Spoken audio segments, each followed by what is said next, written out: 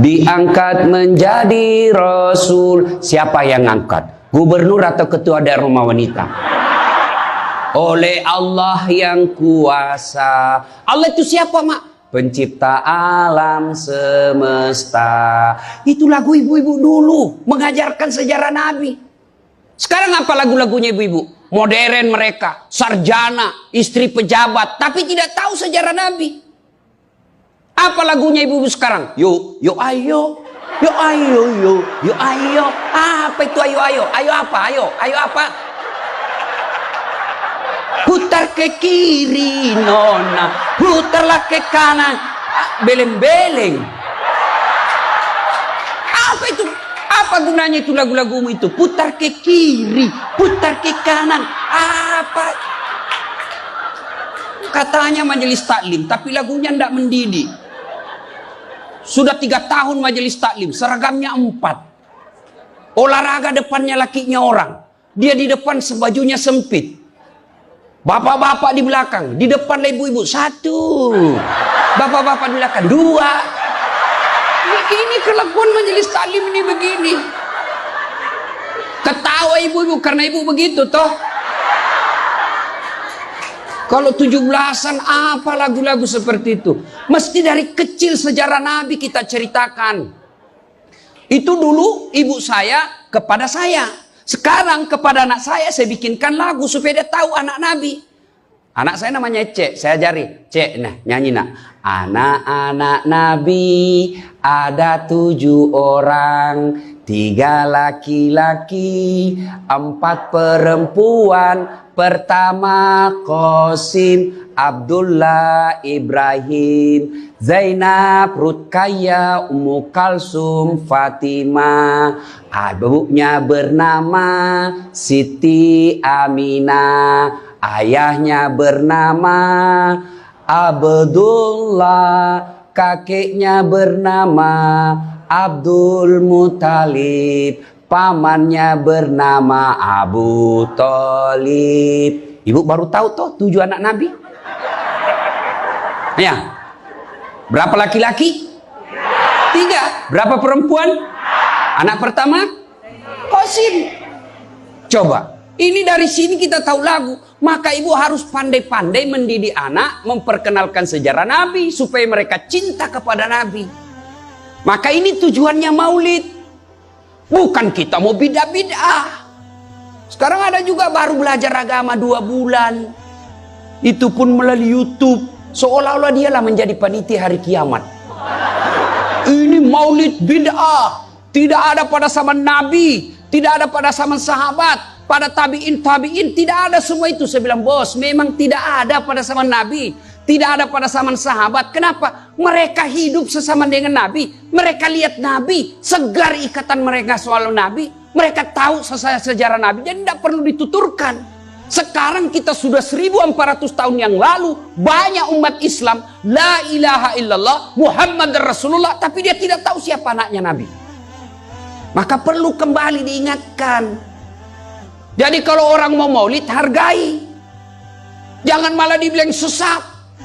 Masuk neraka, nenekmu punya neraka.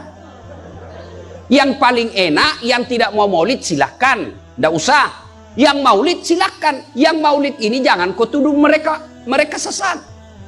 Ayo kita saling memuliakan, menghargai sesama muslim. Ya, ini 1 maulid. Yang kedua, ibu-ibu, bagaimana kita maulid ini bisa menjadi bawa pulang, diamalkan. Apa yang diamalkan? Ayo kita sejarah kisah-kisah Nabi saja dulu. Ya, paling gampang sudah. Berapa istri Nabi? Berapa? Ini ibu biar tahu, tidak mau duga dia jawab ini. Berapa? 11. Coba lihat. Istri pertama namanya Khadijah. Tua berapa tahun? 15 tahun lebih senior dari Nabi.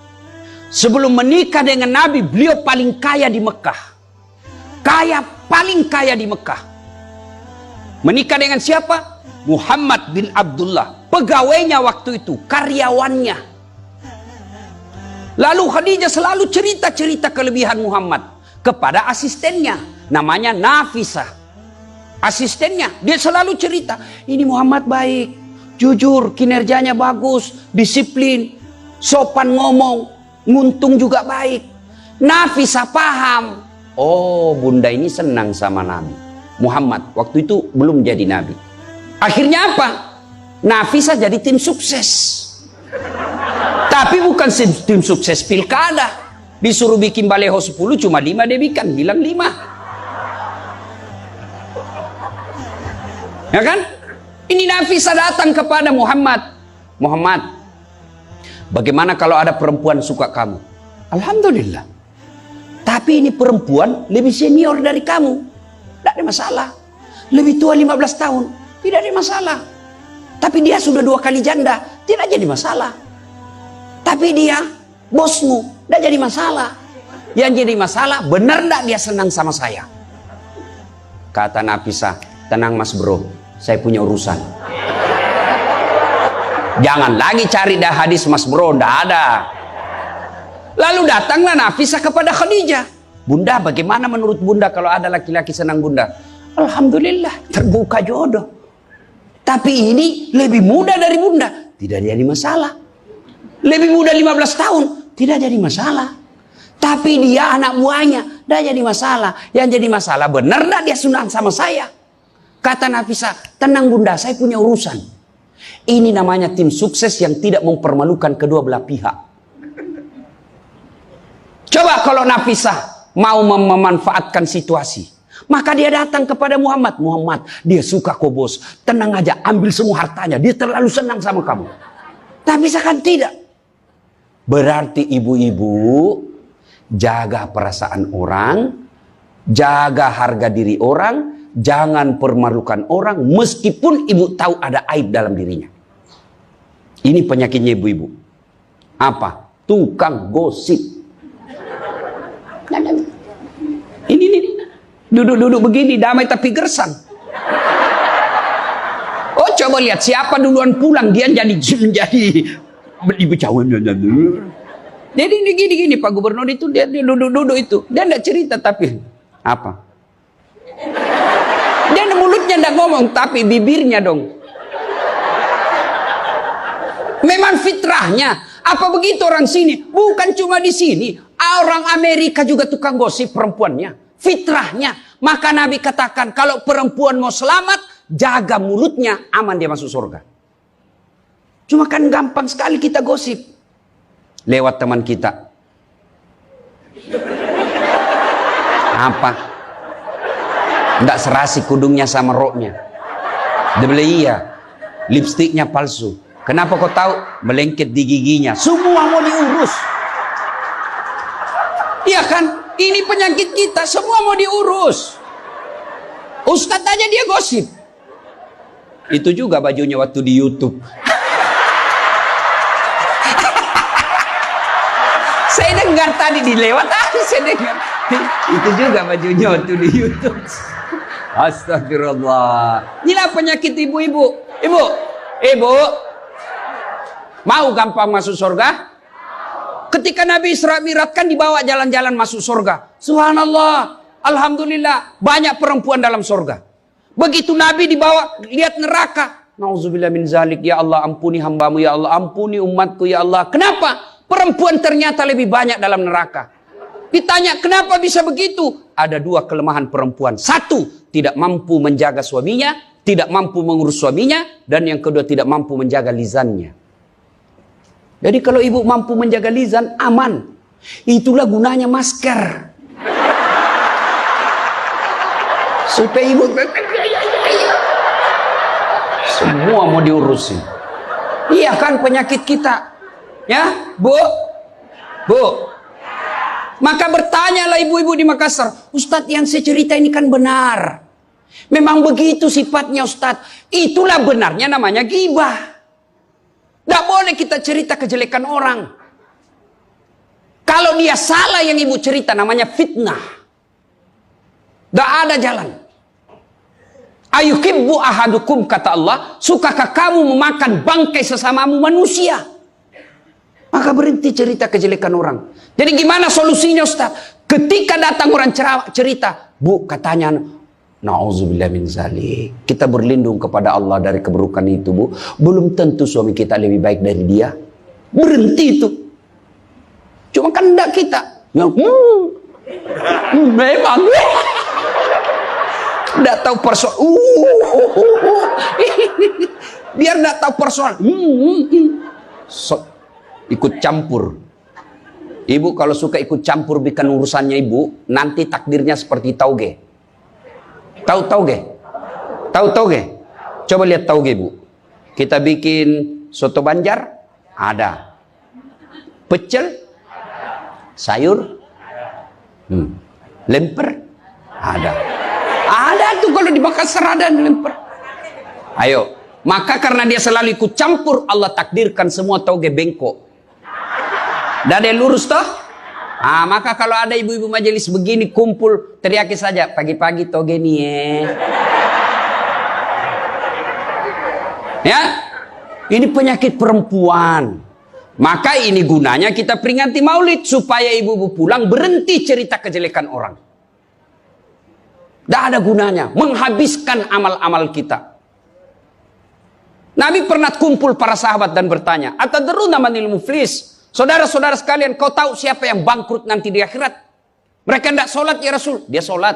Yang tidak puasa ya Rasul, dia puasa. Yang tidak haji ya Rasul, dia haji. Yang tidak bayar zakat ya Rasul, dia zakat sedekah. Kalau begitu siapa yang bangkrut ya Rasul? Jarusu wa khati'ur rahim. Tetangga yang jahat sama tetangganya dan yang suka memutuskan tali persaudaraan. Dan salah satu jahat sama tetangga dan memutuskan tali persaudaraan adalah mereka suka menceritakan kejelekan orang. Adakah orang yang senang dicerita kejelekannya? Ada? Ada? Ada, Ibu? Lalu untuk apa kita cerita orang? Rajin betul istrinya majelis taklim. Baik betul itu istrinya, tapi kasihan suaminya selingkuh kiri kanan. Lalu apa untungnya Ibu cerita? Ibu? Hei. Hei. Satu, pulang pengajian, tinggalkan gosip. Dua, Rasulullah setelah menikah dengan Khadijah usia 40 tahun, Nabi dilantik menjadi Rasul.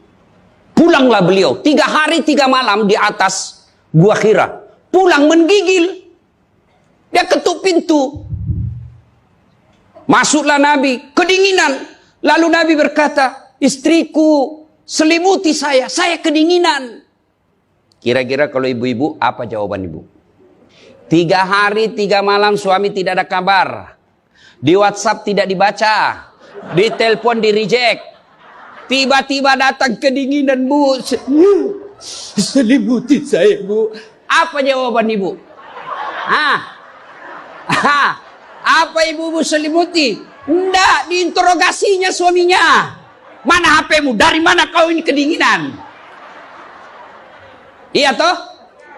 Tapi Khadijah tidak.